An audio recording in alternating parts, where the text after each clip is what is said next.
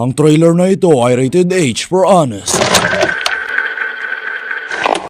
Mula sa direktor na sobrang appreciated, nagkunyari ka pa na maganda ang binaboy niyang aswang remake na gawing love story at ang abomination na parola.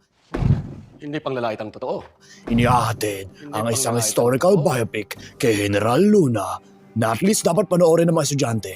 Pero puno ito ng pagmumura, karahasan, at beers. General Luna. Balikan ang giyera ng Pilipinas at Amerika na pinagbumunuan ni Antonio Luna na may kaparehong ugali ng tipikal na Asyanong magulang. Inudel! Hindi tayo mamamasyal! Baba! Papagalitan kanyang huwag magsaya ng bala kahit siya rin ay basta-basta nag-aasinta sa hangin. Asintahin mo ng husto! Sayang ang bala!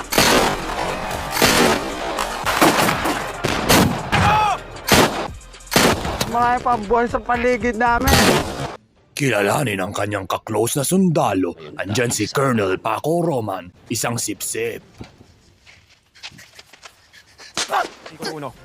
Ang hindi sumunod sa utos ng punong general ng digmaan ay tatanggalan ng rango at ipapapatay ng walang paglilito sa strategy. Tumayo kayo na maayos pag kinakausap kayo ng general! Si Eduardo Rusca, ang isang sundalo na ginamparan ni Archie Almeña with characteristics ni Archie Almeña. Sadala! Sumusuko na ako! Ganyan din siya sa bubblegum. Pero di lang yun. Saksihan din ng kasama niya sa paglaban sa Amerikano. Andyan si President Emilio Aguinaldo, ang president na hindi maitupad ang sariling batas dahil si Antonio Luna ay inaresto na halos lahat. Di ba pinakulong na kita? Arrest him! Wait. Sa ngalan ng Malayang Republika ng Pilipinas, pinag-uutos ko na arestuhin ang traitor na ito. At ikaw din. Andyan din si Apolinario Mabini, nandyan lang para maupo at maging wise. Dalang 4 na tauhan mula Tayabas.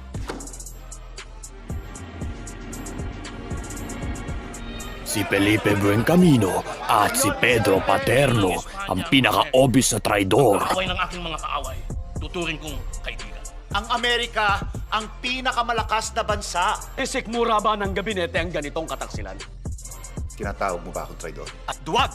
Bonus points kay Felipe dahil ginampanan siya mismo ng kanyang apo na guilty gampanan ng kanyang traidor na lolo. So humanda sa isang pelikula na nagbi-build up sa pagpatay sa ating titulong karakter which in-initiate ni Buencamino utos sa ilang sundalo na isa doon ay magkukuha ng paghihigante sa general dahil pinahaya ito sa kanya mismong kalokohan. Buisit talaga ito. Pero sa kabilang banda, patay na si General dito, hindi bago pagbabarilin ito ng ilang beses o kaya tadtadin. Inisip ko lang, zombie ba si General kasi tuloyin siyang namatay sa headshot. Starring Pisong Barya, Lumang Pisong Barya, Lumang 2 na barya, 5 pisong barya, Lumang 10 piso, bagong 10 piso, 20 papel, lumang 50 pesos na papel, and ang lumang 200 pesos na papel. Ina nating lahat. Guys, naalala nyo nung nakita nyo ito sa NAT test? Tapos ang daming tinanong sa atin kung bakit daw nilagay yung spolarium ng direktor? Ito ang totoong sagot. Wala yun sa A, B, C, or D. Tandaan nyo ito, DepEd. Easter egg ang tawag dito. Wala nang deep meaning ito. Easter egg ang tawag po dito. Ang trailer na ito ay rated H for honest. Mula sa isang overrated director at isang underrated composer din. Inihahatid ang follow-up ng General Luna para sa isang general na namuno sa kanilang huling tayo sa Tirad Pass at refleksyon ng mga manonood. Hindi ko alam kung anong dapat kong maramdaman tungkol kay General Goyo. Hindi ko pa rin matansya ang ugali niya. Goyo, ang Batang General. Brought to you by Globe. humanda sa isa na namang makabayang pelikula sa Philippine-American War na nadaan sa kolonyalismo sa ating bansa, puno ng malalanding babae. Lakad. Lakad.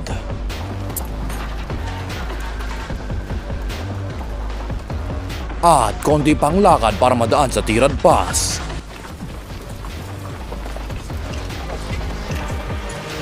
Na nadaan sa malaking barilan sa mga Amerikano kung saan niwala man lang silang napatay na Amerikano.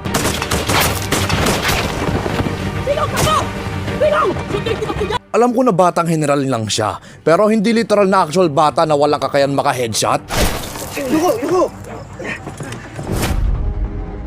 Kilalanin si Goyo ang batang general, ginampanan ng nasa middle age ng panahon na sinushooting nila ito na si Paolo Abilino. Siya ay magigilty sa PTSD sa kalahati ng buong movie dahil pinanood nila ang El Presidente at nagustuhan nila. Isa kang aso.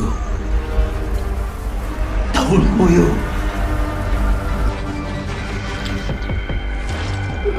Goyo!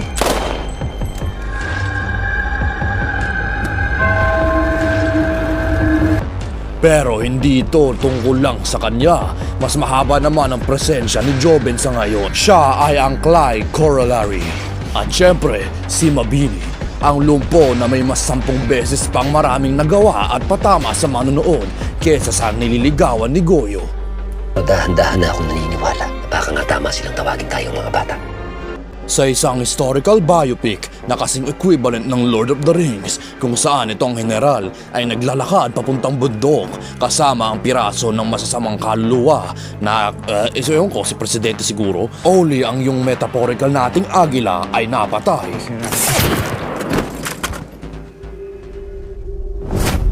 So, panoorin ang pelikula na kasing ganda o mas maganda pa sa General Luna only dahil hindi na ito representative ng panahon ni Duterte. Rated PG na siya. Pero umasa pa rin kayo na maganda itong sasabog yung ulo nyo pa rin. Pero wala na rin yung literal na sasabog yung mga ulo dito. Na naipapakita ang sobrang daming kamalian ng Filipino kung saan nagpifiesta sila sa gitna ng gyera, gaano kaduwag ang unang presidente natin at ang katotohanan na hindi kabisado nitong general ang konstitusyon. Nasa konstitusyon ba talaga yan? Huwag ka magulo, hindi ko rin alam. Nakakatuwa dahil ganun din tayo eh.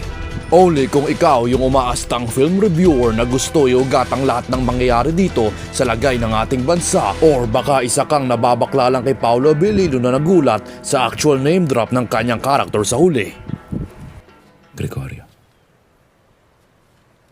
Starring Gregorio de Linlang, bata-bata tropa ni General. Actually isa akong plantito. Sauben! Ang boses ng Honest Pinoy Trailers. Kaya na ba ng Pilipino na marinig ang katotohanan ng hindi mapipikon? Ina Remedios. Quezon hindi game sa susunod. Star Cinema bahala na dyan. And ang linya na ito sa kung anong rason. Come, American, welcome. Crank that soldier boy.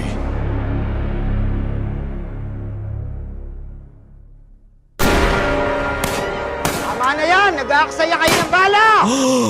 ER will never.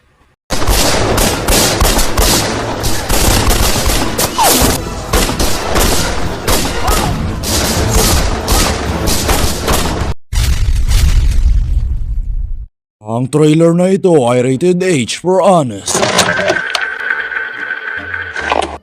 Mula sa direktor ng ilang nakakatakot na shake, rattle and roll episodes, So, bali gusto yung paglutuan ko para sa mukbang.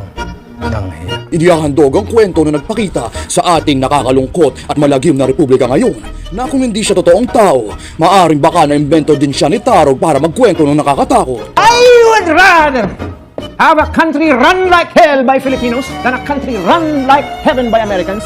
From the world of General Luna, Quezon Games, the Ballad of Songbirds and Snakes.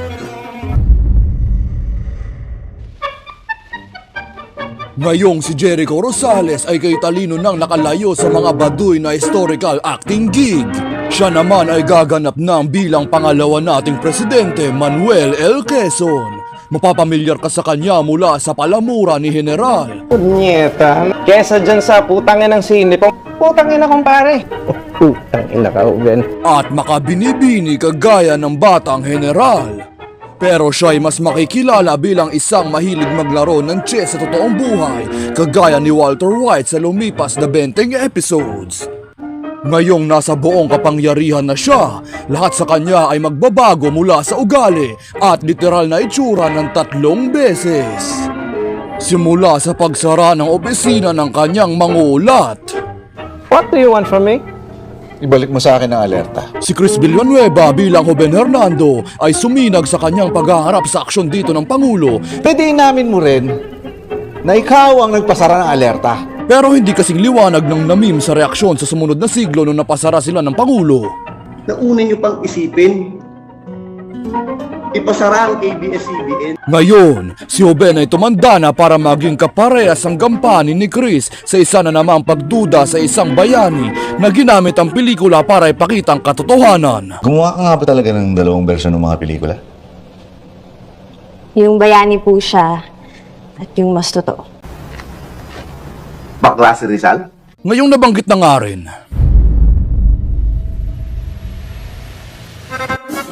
Bago siya naging presidente, inaasam muna si Kes ni Cheese Escudero bilang Tito Sen President mula sa pagdispatcha sa Gobernador General bilang Big Soto.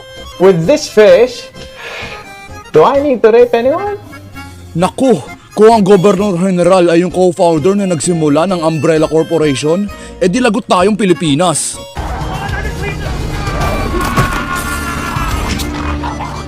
Pero siya ay hihingi ng suporta muna sa kanyang House Speaker, aka Sneaky Link Sergio Osmeña, na matapos ang kanilang pagkaaway mula sa Tidings McGuffin Act, siya ay magiging Tommy kay Pepito para ligawan siya pabalik. Mi querido. Pastilan. Mi querido! At pagselosin siya sa pag-groom sa mas batang Marojas. Malaki ang pag-asa mong maging Speaker of the House, ha? Ha? Sikat ka! Galit ang totoong apo ni Quezon sa pag-interpreta sa kanya bilang kurakot. Punyeta kayo mga putang ina nyo, kupal kayo! Pero tahimik sa BL representation niya, kopya.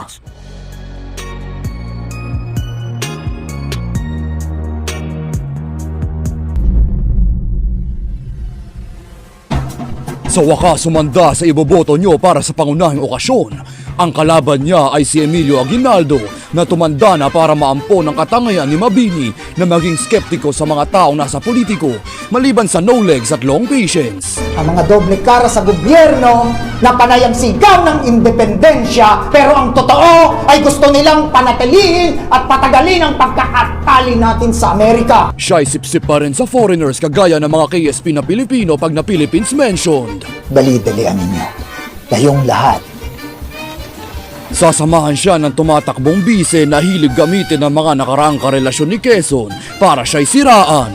Gamitin na natin ng babae. Sa kalungkutan niya, kahit ngayon ay hindi sapat makancel ang isang taong nasa taas na ng pagkapatok nila. Pero si Emilio ay inaaginaldo pa rin ng multo ng nakaraan ni Bonifacio at Luna. Salamat sa kanyang binunutan ng tite na nagkaroon na ng lakas ng tite na ibunyag siya. Na-interview ko na siyang minsan. Para na lang siyang isang bayani sa isang legacy sequel na malungkot na at matanda na at piling na mababaw kung siya pa rin yung parehong taong nagja-John Wick sa El Presidente.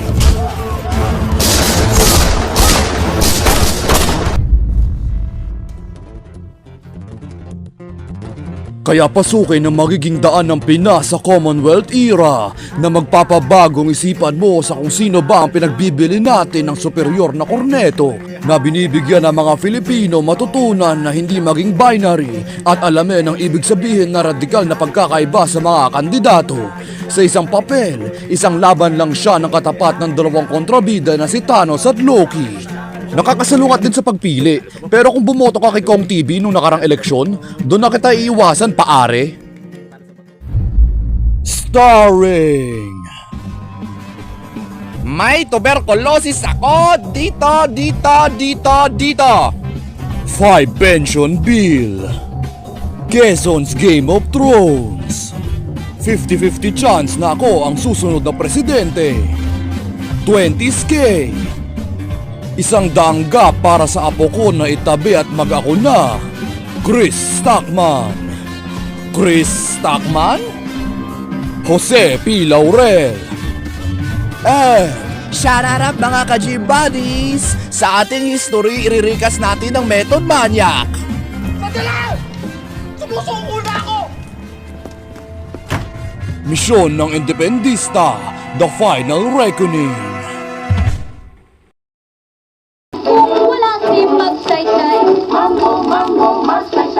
Ramon Magsaysay? May mala Final Destination na kaso tayo sa ending nito ah.